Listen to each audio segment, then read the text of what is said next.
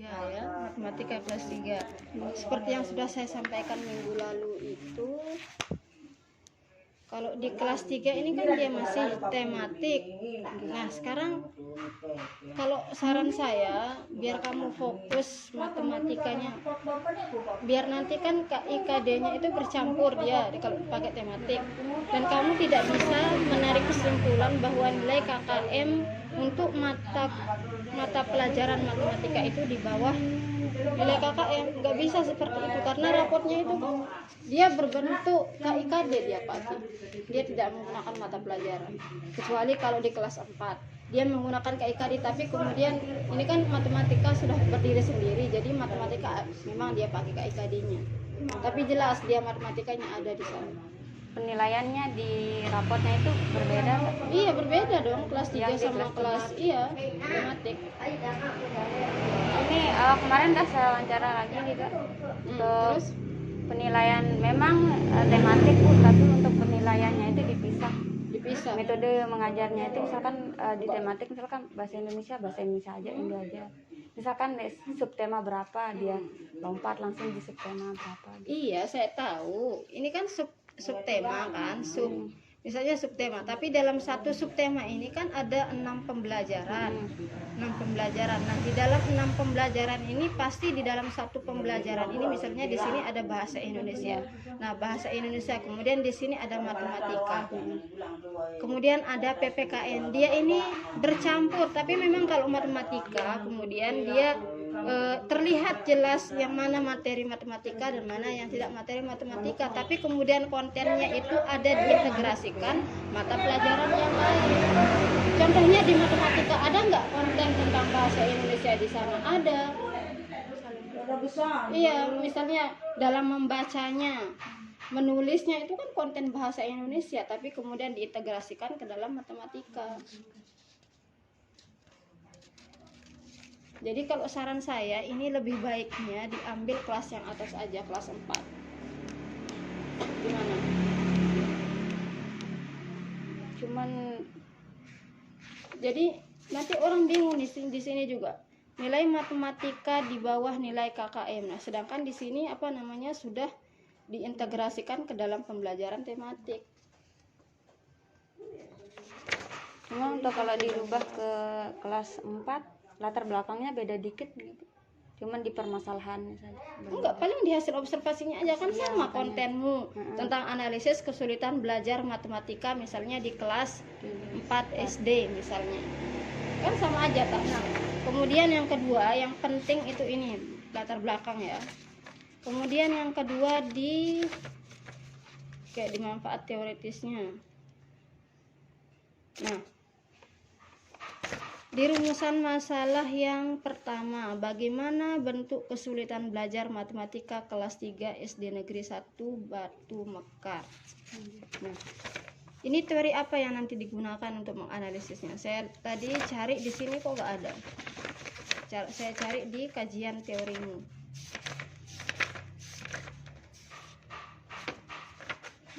Nggak ada. Nanti ini harus jelas. Jadi ini kan bentuk kesulitan belajar matematika. Jadi ini harus sudah jelas teorinya tentang bentuk-bentuk kesulitan belajar matematika. Nah, itu yang kedua. Kemudian jadi ini nanti disesuaikan ya dengan rumusan masalah. Nah, kemudian ruang lingkup penelitian. Nah, ruang lingkup penelitian ini dijelaskan secara definisi operasional. Jadi agar orang tahu bahwa penelitian kita ini terbatas pada ruang lingkup ini. Sama sekali dulu namanya batasan masalah. Misalnya kamu mau menganalisis kesulitan belajar matematika. Jadi ini kan perlu diperkecil lagi. Kesulitan belajar matematika. Ini kan luas. Bisa jadi maksudnya itu adalah 1 tahun pelajaran, bisa jadi maksudnya 1 semester, bisa jadi maksudnya 1 KD, bisa jadi maksudnya 1 materi. Jadi nanti kalau tidak dibatasi di ruang lingkup masalah, lalu kesulitan belajar matematika seperti apa yang dimaksud?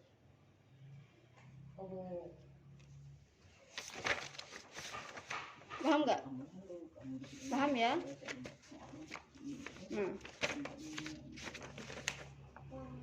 Nah, kemudian yang pertama itu harus dibatasi materinya, materi apa. Oke, bisa di sini tidak dimunculkan tapi di ruang lingkup harus wajib. Nah, kemudian yang kedua, kemudian kesulitan belajar apa ini yang dimaksud di dalam definisi penelitian ini? Ya, definisi atau mungkin tidak definisi. Ini lebih ke definisi operasional. Apa yang bisa diukur? Kalau definisi kan ada di kajian teori, dan di sini tidak boleh ada footnote lagi karena ini kita rangkum dari kajian teori.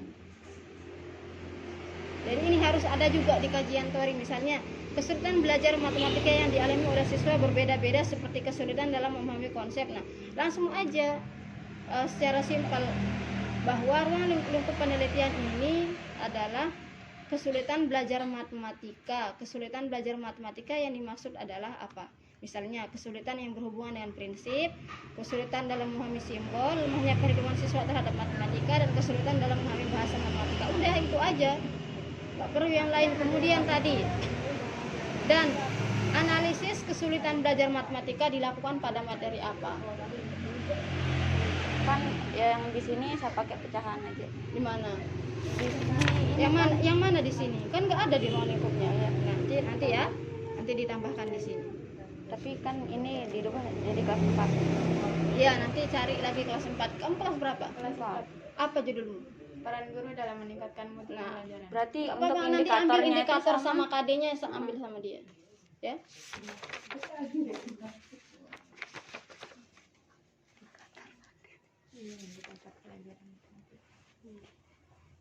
Apa lagi?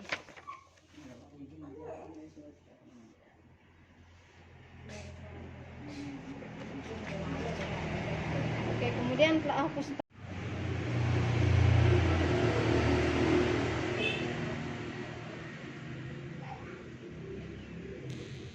Pada siswa diskalkulia.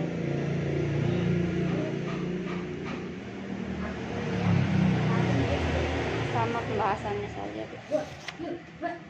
Ini diganti dengan kalimat yang efektif ya. Coba nanti kamu lihat punyanya Sofianisfi. Gimana cara berbahasa, membuat kalimat yang bagus. Kedua, dari karya Destari Elvira.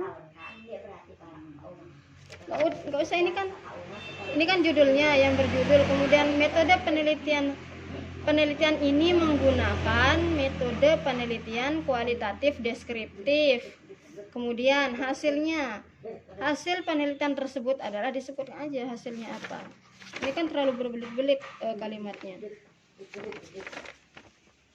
Kemudian ini satu lagi, diperhatikan penulisan footnote-nya. Apa dia? Ya, kualitas publikasi ilmiah. Kemudian ini jurnal, ditambahkan ini kan jurnal literasi seperti ini loh. Mana punya? Ini kan nggak ada jurnalnya. Ya, soalnya di sana literasi aja. Di mana? Di jurnal itu. Ya, maksud saya dalam jurnal literasi. Ini kan kamu ngambil di jurnal. Iya. Iya.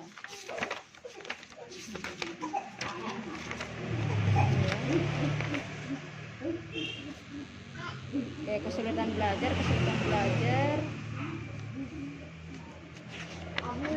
Klasifikasi kesulitan belajar.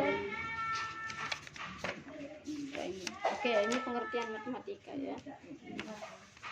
Secara bahasa matematika. Nah, ini kan di dalam paragraf ini seperti yang sudah saya sampaikan minggu lalu. Mungkin kamu dengar di sama siapa yang kemarin namanya itu. Di dalam satu paragraf ini ada kalimat apa? Kalimat Apa namanya? Kalimat utama atau ide pokok. Terus kemudian kalimat-kalimat yang lainnya itu adalah kalimat pendukung atau kalimat penjelas. Nah, kemudian di sini misalnya, ini kan kamu membahas tentang pengertian matematika. Ambil aja satu pengertian matematika. Oke, bolehlah misalnya menurut yang lain hasil matematika itu apa? Matematika itu. Tapi kemudian di sini tiba-tiba ada muncul pembelajaran matematika adalah, padahal di sini adalah judulnya tentang pengertian matematika matematika diuraikan aja, matematika ini sedangkan menurut ini, kan didukung. Misalnya secara bahasa matematika adalah itu menurut siapa? Tentang matematika. Iya, intinya tentang matematika aja. Kemudian dari uraian di atas dapat disimpulkan bahwa matematika merupakan suatu disiplin ilmu terstruktur yang menelaah pola hubungan. Nah, kemudian lagi di sini seiring proses perkembangannya dapat dilihat bahwa matematika adalah ilmu dasar yang bisa mempelajari ilmu yang lainnya. Nah, padahal ini adalah bisa digabungkan di paragraf yang pertama. Karena kan kita sudah menyimpulkan, ini kan menurutnya orang, menurut definisi orang, lalu kita simpulkan, begitu seterusnya ya. Biar ini juga pembelajaran matematika. Udah benar. Enggak, nanti kamu diperbaiki berdasarkan yang sudah saya arahkan ini, pengertiannya, kemudian kesimpulannya apa menurut kamu, gitu aja.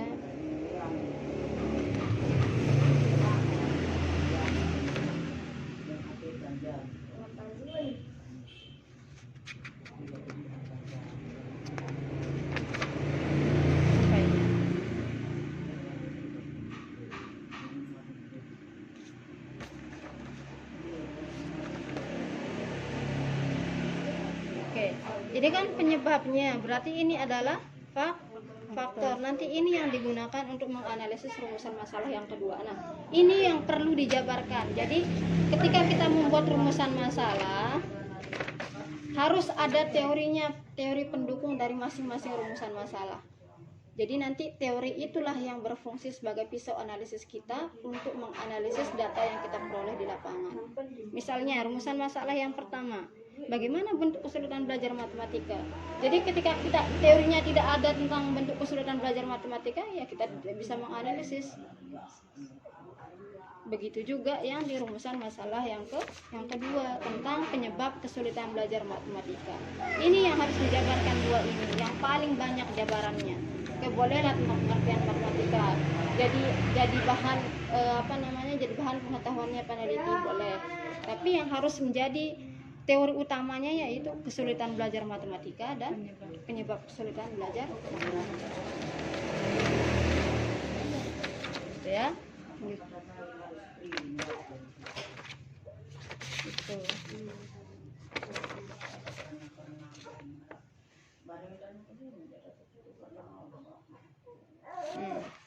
Langsung aja, penelitian ini menggunakan pendekatan kualitatif deskriptif. Itu aja, pokoknya simpel, bahasanya simpel, nggak usah yang berbelit-belit.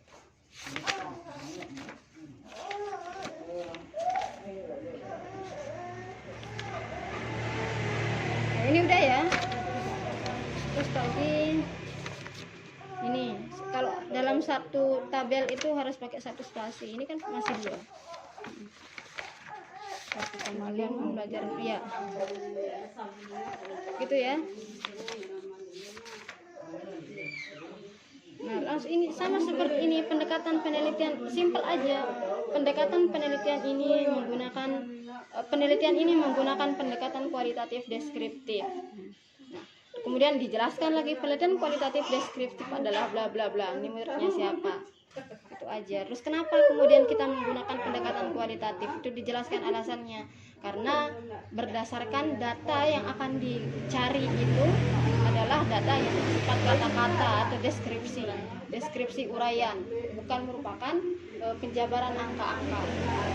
Nah, kemudian kehadiran peneliti juga dijelaskan aja apa fungsi kehadiran peneliti di sini, ngapain dia peneliti, apa pentingnya peneliti itu hadir di dalam penelitian ini. Kemudian lokasi penelitian, kenapa kita menjadikan lokasi SDN 1 Mekar ini sebagai lokasi penelitian, kira-kira apa yang membuatnya unik di sana. Sumber datanya juga apa ini, data primer.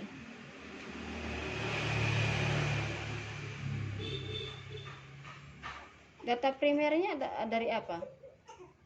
Dari sumber data primer, ini bukan data primer, sumber data primer dan sumber data sekunder. Ini diganti ya, primer. Oke.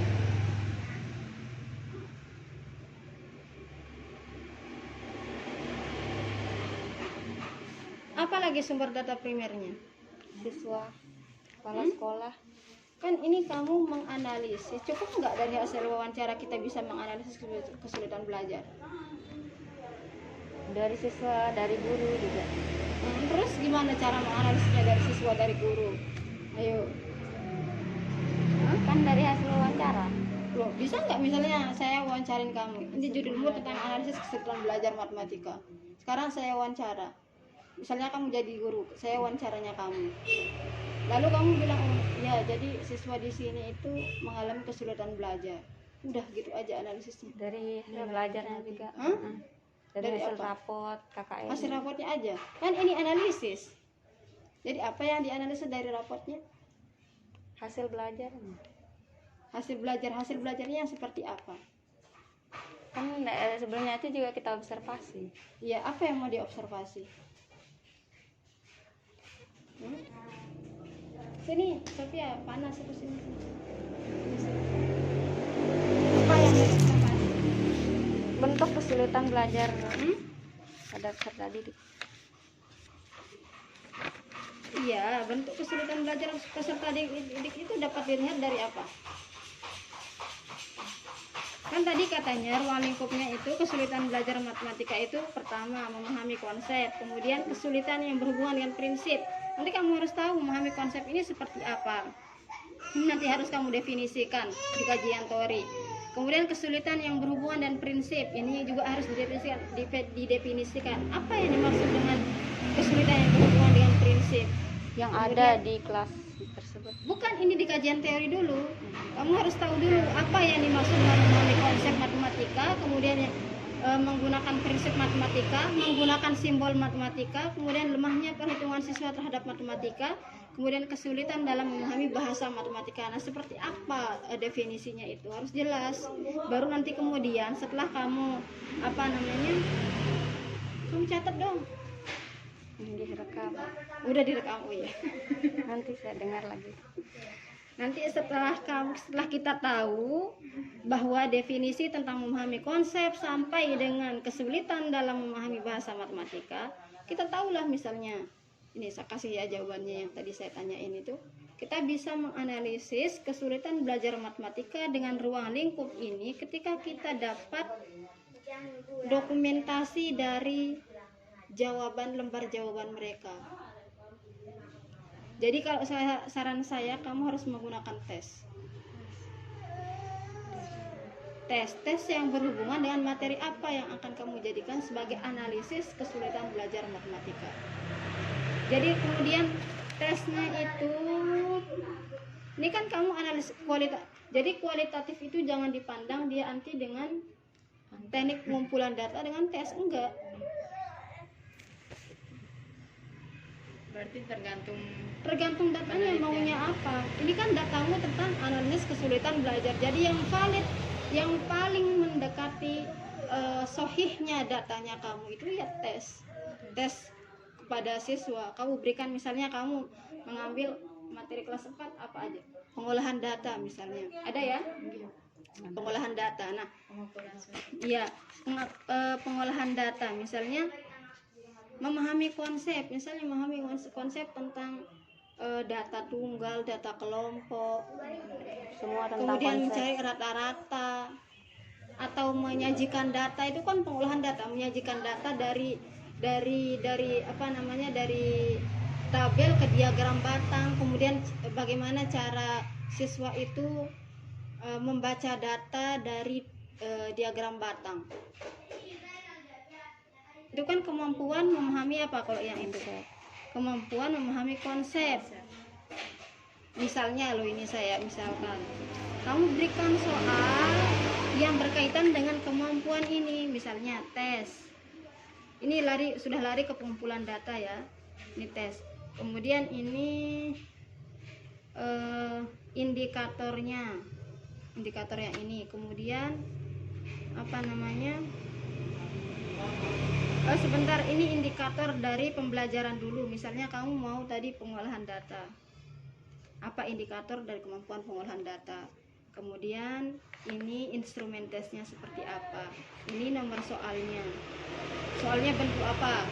Kalau yang ini harus isi karena analisis kan, harus isi. Kemudian selanjutnya indikator yang berkaitan dengan ruang lingkup ini. Misalnya memahami konsep. Di soal pertama, seperti apa soal yang bisa menganalisis kesulitan belajar siswa dalam memahami konsep? Atau bisa jadi dalam satu soal itu bisa bisa menggunakan 3 indikator, misalnya memahami konsep, memahami simbol, kemudian berhubungan dengan prinsip. Gitu ya.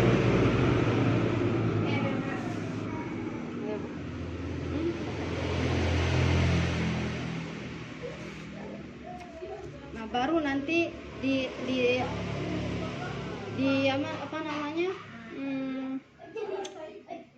ditriangulasi menggunakan wawancara. Setelah kita tes, benar nggak sih siswa ini mengalami kesulitan belajar pada ini. Kita wawancara gurunya, kita wawancara dari siswanya. Gitu ya.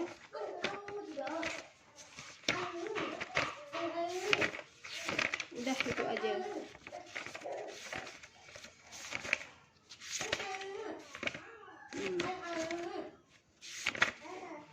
Jadi ketika kamu melakukan penelitian, bukan semata-mata kamu mengajar di sana. Kamu hanya tinggal kamu berasumsi sebagai peneliti bahwa pelajaran ini sudah diajarkan di sekolah itu. Tinggal kamu berikan tes.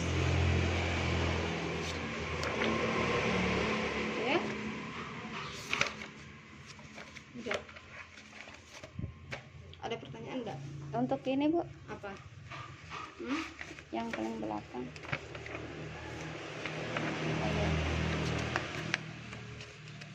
Ini udah berurut enggak? Udah.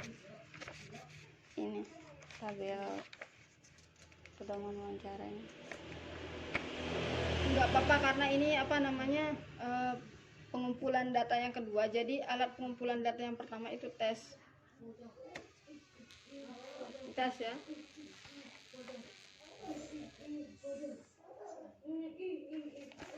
Gitu ya. Jadi kamu harus yakin instrumen wawancara yang kamu buat itu mampu menjawab dari rumusan masalah yang pertama dan kedua. Kita ambil Sedikit satu lagi. materi. Hah? Kita ambil satu materi ya Bu. Ya terserah mau ambil 1 materi, 2 materi, terserah kamu sesuai kemampuan aja. Untuk di ininya. Iya. Gak apa-apa nggak ditaruh materinya juga nggak. Yang penting KD-nya harus jelas apa, kemudian indikatornya apa. Gitu ya. Sofia. Tinggal dikit sih kan. Ini harus saya lihat dulu kata pengantarnya. Baru saya bisa ACC. Ya. Iya, harus depan-depannya dulu saya periksa. Soalnya kemarin ada yang udah saya ACC, kalau kata pengantarnya di kata terima kasihnya itu dia bilang terima kasih kepada Ibu Dekan Bulubna. Ada yang bilang Ibu Dekan Jumarim, padahal Bapak. Harus saya periksa dulu. Ini tinggal ini aja kok, 1 spasi ya. 1 atau 1,5? 1 spasi.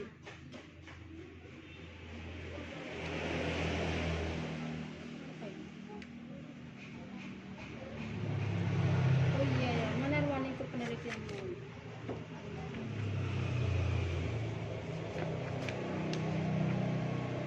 Ya, nanti kamu harus mampu jelaskan hasil observasi awal yang dilakukan peneliti dengan